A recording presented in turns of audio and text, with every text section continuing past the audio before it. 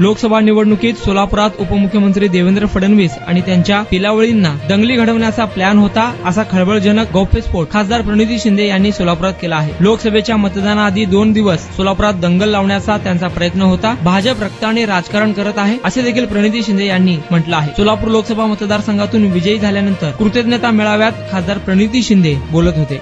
देवेंद्र फडणवीस जी आणि त्यांची सगळी पिलावर आपल्या सोलापुरात आलेली सांगितलेलं दंगली लावामध्ये दंगल लावणार होते 2 दिवस आधी सोलापुरात.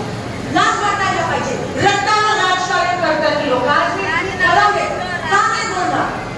जर आपल्या इकडे लावल्या 4 हुतात्म्यांच्या शहरामध्ये, गावामध्ये, जिल्ह्यामध्ये येऊन आपल्यामध्ये भांडण आणि दंगल लावणार होते लोक. त्याच्या कानात सांगितलं गेलेलं. आणि ती नाही, तुम्हाला उदाहरण आहे तुमच्या समोर. पोलिंगच्या दिवशी काय झालं, वोटिंगच्या दिवशी काय झालं, काय म्हणाले ती लोक.